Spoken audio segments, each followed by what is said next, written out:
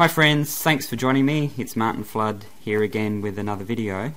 This time I'd like to demonstrate how to use the InReach satellite communicator that ABW have purchased for us all.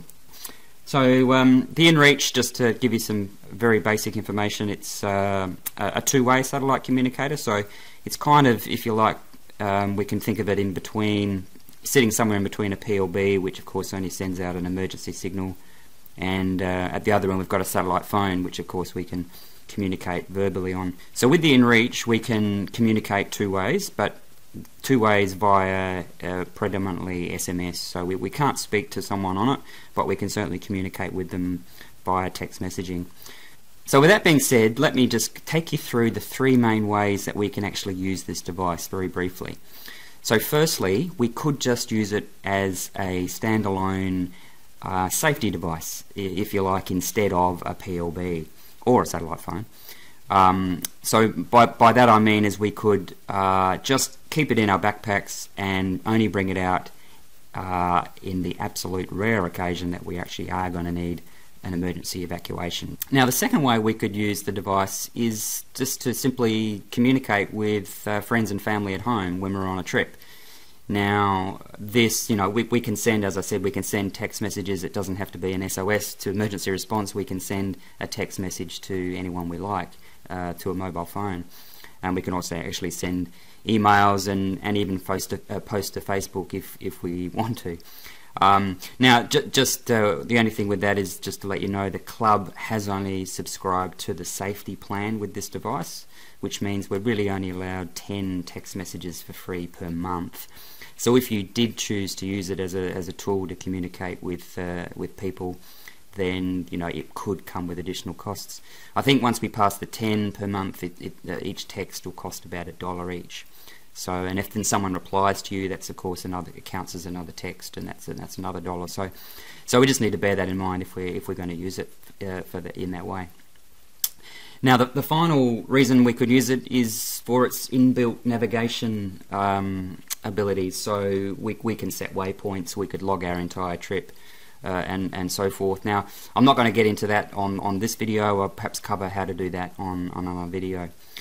So on this video I really want to just cover off on the basic settings, how to get it up and running really quickly, and basically how to use it in the case of emergency. In the second video I'll cover off how to pair it with your phone and maybe go into a few other little things just to make it easier to use. So when you pick up the unit, you're going to get three things. You're going to get the unit itself, of course, you're going to get the USB charger, and you're going to get the cable to connect the two. So the cable just goes into this side port here, and really the first thing you need to do when you get it is charge it up. So you can just plug this into any, obviously, 240 volt outlet. I've got it plugged into my computer at the moment, just charging, and then it'll just switch on like that. You can see at the moment it's got 80% charge. To get it up to 100%, it probably might take a couple of hours, something like that, maybe 2.5 hours. It's even got a time thing down the bottom there to tell you how long it's got left to go. Alright, so once it's all charged up, we'll just unplug that there. Now let's just go through some basic functions. You'll see this on-off switch here, which has also got a tick on it. So really, to switch the unit on, all I'm going to do is just press and hold for 3 seconds, and then the unit will come on. You get this usual liability message which says just make sure the device is active before you set out on your trip, and all that sort of stuff. We've got this power on. Of course, if you don't do anything after 5 seconds, it will go off again. So we just need to press and hold, move it across to the power on. We just use these directional arrows here to do that, and then again press the tick, and that brings us to all the device functions. Okay, now from here, just to show you how to turn it off. To turn it off at any time, this is the on-off button. So we actually just press it down and hold it for 3 seconds, and that screen will come up and it says, and you can power off by just I'll do that again, and then directional arrow up, power off, and then press the on-off button, and that'll switch it off. So bear in mind, when you do that, of course that's powering it off, and of course that's going to be the best for power saving. And then you can just switch it on if you want to send a message, and then switch it off again. if you do it like that, if you manage the device that way, then look, the battery will last a long time. We're talking several days, even a couple of weeks or more. If you switch it on and allow the device to switch itself off, which it will do if you don't use it for 30 seconds or so, the device will just turn itself off. Then it's in sleep mode. If it's in sleep mode, there's nothing wrong with that. You can keep it in sleep mode. You can receive messages, of course, in sleep mode. They'll come through automatically without needing to power it on.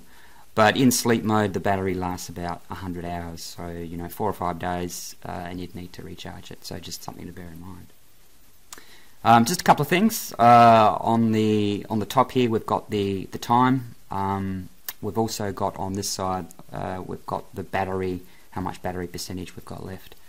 Okay, so one of the very most important features of this device is the SOS functionality. So let me just focus on that for a couple of minutes.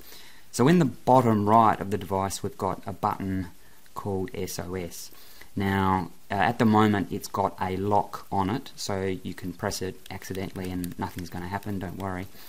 So if we did need to activate that, the first thing we'd have to do is actually unlock it, which is what this little slider here is for. So we just slide it across. That's that slider there. We then reveal this red section, which is really just an indication that, hey, the SOS button is potentially active. And then all I do is I'd actually just press and hold that for 3 seconds. I'm not going to do it because I don't really want to set one off right now, but if I did press and hold for 3 seconds, there'd be a confirm screen that would come up. In fact, okay, let's just do that. I'll just press and hold, and then I've got SOS begins, and I've got 17 seconds, 16, 15, and then if I wait until 0, the SOS will go. I'm just going to press X to cancel that, and then I get this message which says I have an emergency, and I could send it from there. I'm just going to escape out of that as well with that cross. And then it's going to, are you sure you want to discard your message? And then I'll make sure I go discard and enter that. So there you go. It's quite foolproof. It's going to be hard to set one off accidentally. So I just need to make sure to lock this, I need to push it across until it clicks. And if I don't hear a click, or if I don't feel that sort of click, then it's not locked. So I need to try it again. If you do it with just a sharp thing like that, you might have heard that, then I know it's locked and there's no way I can accidentally press that down. Just one final thing to mention, on the back of the device there is a list of instructions, a very short list, but nonetheless it does tell you how to activate the SOS if you forget in an emergency, which is entirely possible, I guess. Actually, you can also, so that's one way of accessing the SOS. There is another way of accessing the SOS if we actually go into the device itself.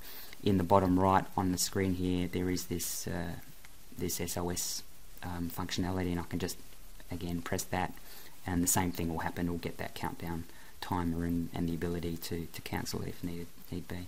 Okay, so apart from sending an SOS, I guess one of the other most important features of the device, and particularly from a safety point of view, is knowing how to actually send a message. So if we just go across to messages there and again press the tick on that, that'll bring up the ability to type in a new message. So when you pick up this device for the first time, you really do need to test it and make sure that this is functioning properly, because you don't want to get out there and find out that you actually can't send a message. So the way to do that is just again enter on this new message. So just bear in mind, anything that's highlighted in green is you can enter on it and select it. So if I just press that, and then it's got type recipients. Now if I just move across to just with this right directional arrow, and then I can get to select the recipient that I want to send the message to. And in this case, I want to really just send it out to the test message, which goes to Garmin themselves. So if I just scroll down here to test address, and again tick that box, and then just press the cross button actually. And I've selected the in the to field, it says test InReach at Garmin.com, so it's going to actually send out an email to them. I can then now the green highlighted area is now the message itself, so I just press the tick again, and then I can type my message. I'm just going to actually just type hi. Unfortunately, we got this very antiquated style keyboard to use, but if you need to get a message out, you can certainly do that with this. Hi, okay, and then I'm going to press send, so it brings us down to the send button. Again, press the tick, and it'll try and send the message. Now, just bear in mind, to send the message, you actually do need to be outside, and you do need to have a clear view of the sky. So I'm inside right now, but I'm going to press this send, and then I'm just going to go outside, and I'll show you what happens as we send the message. So I've just come outside, so we can now just press the send there, and you'll see that there's my message there, and you've got this sort of rotating icon that means that my message is being sent. And basically when it's done, we should hear a beep as a confirmation. So this could take anywhere from, I was going to say 30 seconds. It's just, did you hear that? Then it's obviously gone. So then of course the rotating icon is now gone completely solid. So that's all done. So my message is gone, and that's gone off to the InReach for confirmation, and they will send a automatic reply back. So I can just cross that now, and if you see these double arrows here up the top flashing, it means the device is listening, and it is listening for an incoming message. And that's it, we got it. And then we can see that we've just got this blue dot message there, which if we just go down to message and enter that, and you can see it's from the test at InReach. This is an automated reply to your message, hi. So success, the message is sent, and we are all good to go. Okay, so that message went and we received a reply back pretty quickly. Look, occasionally when you send a message out, it might take longer than what we did then. It really depends upon where the satellites are and what our view of the sky is like. So, you know, I've noticed that a message can go in 10 or 20 seconds. Likewise, the message can actually take 3, 5, 10, even up to 10 minutes. I've had to wait sometimes for a message to go. So it's just a matter of keeping an eye on it and making sure you either hear that beep when it's gone, or keep checking in on it to make sure that rotating icon isn't rotating anymore. Now the device will check for incoming messages every 10 minutes if it's in this sleep mode, or if you're actually on with the device is switched on. You can actually force it to check. So if, for instance, if you want to just check if there's any incoming messages first thing in the morning or last thing at night, you can just switch the device on and then go across to this check here, and if you select that and then do a check now, it'll actually do a force check. So it'll just check for anything that's come in. So let's just go back to messages again one more time. A couple of other little things here. Look, the club. If we type in new messages, by default we've put a couple of key club contacts in there. So if you need to get a message out to, you know, we've got in here, I think we've got, you know, at the moment anyway, when this video is made, we've got John and Mark in there, so you can always get a message out. It just take note. There's 2 entries for each. So there's a SMS. That one's an email contact, and that's an SMS contact, so you just need to pay attention to what sort of message you're sending.